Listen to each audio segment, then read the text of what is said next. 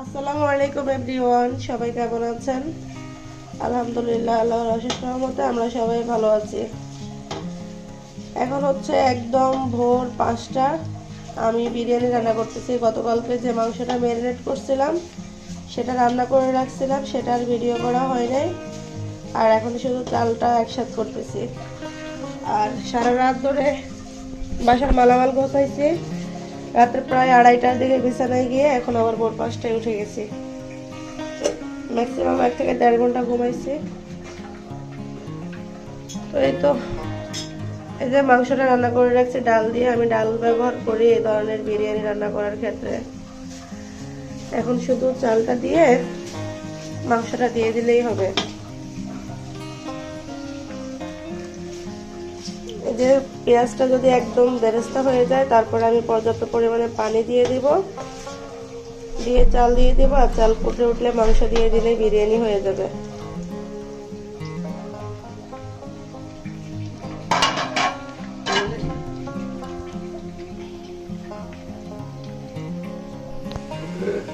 এই যে বেরেস্তা হয়ে গেছে, পাশে গরম পানি দেওয়া আছে।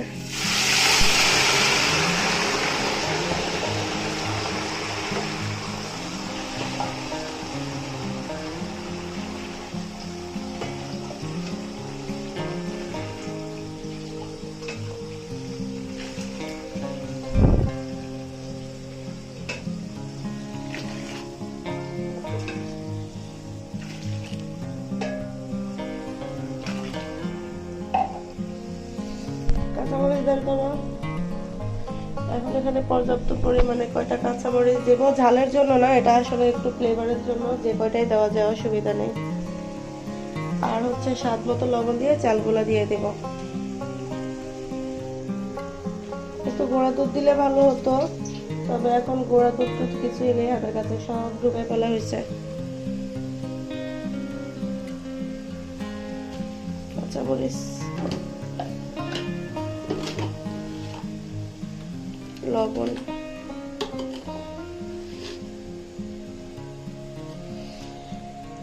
এরকম ব্যস্ততম দিনে শর্টকাট উপায়ে খাবার খাওয়ার জন্য এরকম ভাবে ফলো করা যায়। ডাল চালের খিচুড়ি, এটা আসলে খিচুড়ি না, তেহারি। এখন তো শীতের দিন, আপনারা যারা বিভিন্ন উরুস শরীফ মাহফিলের তবারক খাইছেন, যারা গ্রামে থাকেন তারা জানেন ওই তবারকে কিন্তু ডাল ব্যবহার করা হয়, তাই না? আমার কাছে মাহফিলে, তারপর বিভিন্ন উরুস শরীফের তবারক খেতে অনেক মজা লাগে।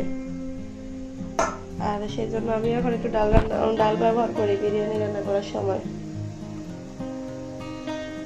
একটু ধরুন তো আমি চালটা দিয়ে।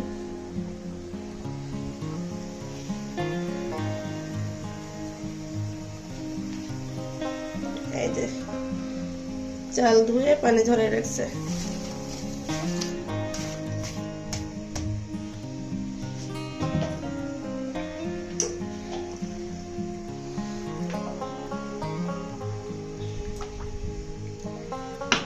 চালটা ফুটে উঠুক, আপনার সাথে বাসাটা শেয়ার করি।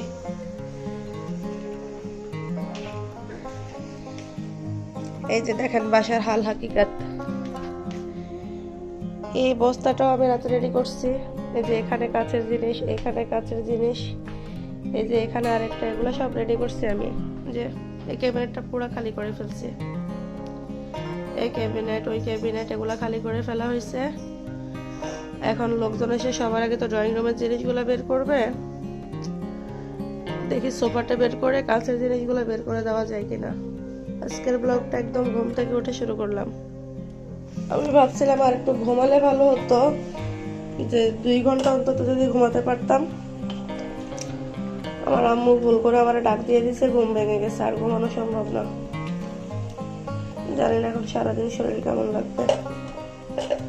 কালকে একদম দুপুরের পর পর বের হয়েছিলাম, সেটা আপনার সাথে শেয়ার করছি। সারাদিন বাহিরে ছিলাম, রাত্রি করে বাসায় এসে আর শান্তি নাই। গোছগাছ রাতে 2টা পর্যন্ত, একটু শুতে না শুতে এখন আবার উঠে যাওয়া হলো। তো ঠিক আছে, এই যে চালটা ফুটে উঠলে মাংসটা দিব আর আপনাদের সাথে শেয়ার করব। তো চালটা ফুটে গেছে, আর এখন ফজরের আজান দিচ্ছে। এখন আর কথা না বলেই মাংসটা দিয়ে দিই চালের মধ্যে।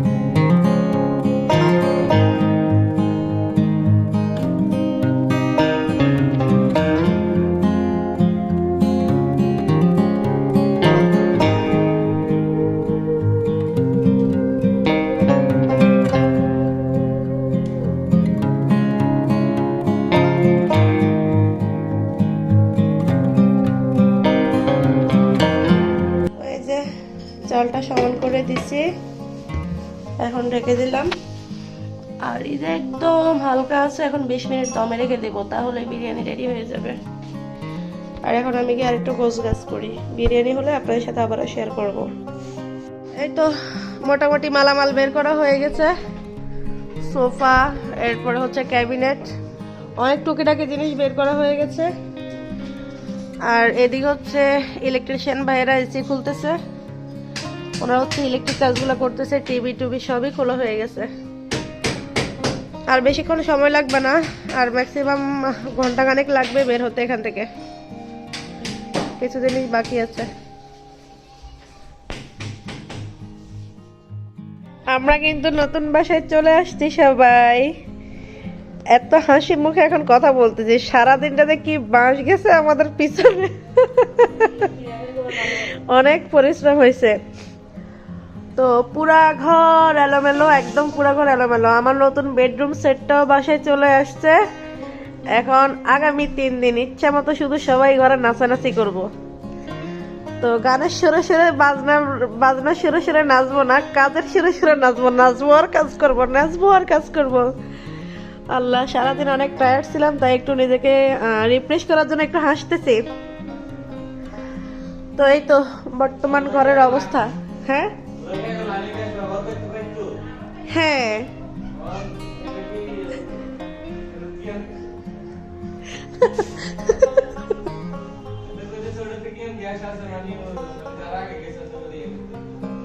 কোনটাতে গ্যাস আছে কিনা? হ্যাঁ হ্যাঁ ছিল, এখন এই মুহূর্তে গ্যাস নাই, কারণ এই সময় গ্যাস থাকে না।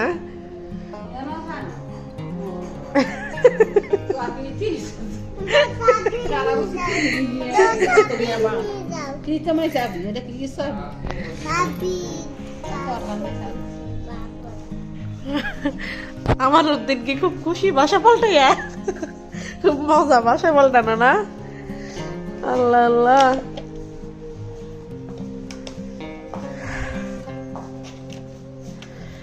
তো ঠিক আছে, পরে আবার কথা বলবো, আগে একটু নিজেকে রিফ্রেশ করি আর দেখি একটু কাজ করতে পারি কিনা। এতক্ষণ দেখছিলেন গতকালকের ভিডিও, আর এটা হচ্ছে আজকের ভিডিও, 2 তারিখের ভিডিও। তো আজকে মোটামুটি বাসা গোছানো হয়ে গেছে, মোটামুটি বলতে কোনো রকমে, মানে যাতে মোটামুটি চলা যায়, কোনো রকমে হয়ে গেছে, গোছানো হয়ে গেছে। এখন মেন গোছাগুছি করতে করতে আরো 4-5 দিন সময় লাগবে। আর অলরেডি দেখে বুঝে গিয়েছেন আমার নতুন বেডরুম সেটআপ চলে এসেছে। আমি পুরোটা দেখাবো না, যখন পুরোটা বাসা গোছানো হয়ে যাবে টোটাল ঝলক দেখাবো, আমার বাসাটা কেমন, কয় রুম, কি আসে বিষয় এভরিথিং দেখাবো। তবে তার আগে বাসাটাকে গোছানো হওয়া চাই ভিডিওর সৌন্দর্যের জন্য। তো আজকে আর সারাদিন কোনো ভিডিও করতে পারিনি, এতক্ষণ দেখছিলেন গতকালকের ভিডিও। গতকালকে আপনার সাথে কথা বলার পরে রাতের প্রায় 1টা পর্যন্ত আমাদেরকে প্রচুর কাজ করতে হয়েছে। তারপরে সকাল থেকে আর ভিডিও করতে পারিনি, কারণ সকাল থেকে এই পর্যন্ত আমাদেরকে কাজ করতে হয়েছে। এখনো বাসায় কাজ চলতেছে, আমরা এখনো কাজ করতেছি। তো আসলে ইলেকট্রিশিয়ানরা কাজ করতেছে, বাসায় অনেকেই কাজ করতেছে, এই যে দেখতেই পাচ্ছেন। এরপরে হচ্ছে মা দেখে এখানে একটা করে, এই যে এখানে একটা ফিল্টার বসানো হয়েছে, কারণ আমার আগের বাসায় ডিপ ছিল, এই বাসায় ডিপের ব্যবস্থা নেই, পানি ফুটাতে হবে, আর আমি ফুটানো পানি খেতে পারি না, সেজন্য হচ্ছে এখানে ফিল্টারের ব্যবস্থা করা হয়েছে। আর ওইখানে কিসের কাজ চলতেছে?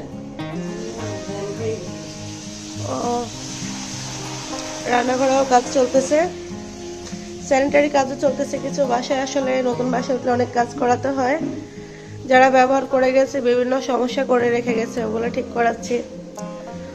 তো মোটামুটি আসলে বাসার অবস্থা খুবই খারাপ। যখন পুরোপুরি গোছানো হয়ে যাবে তখন হয়তো বা কালকে অথবা পরশুদিন আপনার সাথে টোটাল ভিডিও শেয়ার করব আমার বাসাটা কেমন হলো। আজকে সারাদিন অনেক টায়ার্ড ছিলাম, আমি ভিডিও করতেই ভুলে গেছি। পরে ভাবলাম আজকে গতকালকে তো ভিডিও আর আপলোডই করতে পারিনি কাজ করতে করতে, ভাবলাম ভিডিওটা আপলোড করে দিই আর আপনাদের সাথে একটু আজকের আপডেটটা শেয়ার করি। হ্যাঁ, সেজন্য হচ্ছে এখন একটু ভিডিও করা। তো ঠিক আছে, সবাই ভালো থাকবেন, আজকে এই পর্যন্তই। আসলে আমাদের হাতে এখন অনেক কাজ, বাসা চেঞ্জ করলে যে কি অবস্থা হয় আমরা সবাই খুব ভালো করে জানি। তো তো ঠিক আছে, সবাই আমাদের জন্য দোয়া করবেন। আমার কণ্ঠটা কিন্তু এই ভিডিওতে ভীষণ খারাপ ছিল, আমার ভয়েসটা, কারণ আমি বাড়িতে যাওয়ার পর আমার ভীষণ ঠান্ডা লেগে গেছে, গলা একদম বসে গেছে, প্রচুর কাশি আমার। এই অবস্থাতেই হচ্ছে আমি এখন ভিডিও করছি, কাজ করছি, ভিডিও করছি না, কাজই করছি, ভিডিও তো একটু একটু করছি। তো শারীরিক এই অবস্থা নিয়ে আমার এখন কাজ করতে হচ্ছে। তো যারা ভয়েসটা শুনে ডিস্টার্বমেন্টেড হয়েছেন, প্লিজ ক্ষমা সুন্দর দৃষ্টিতে দেখবেন।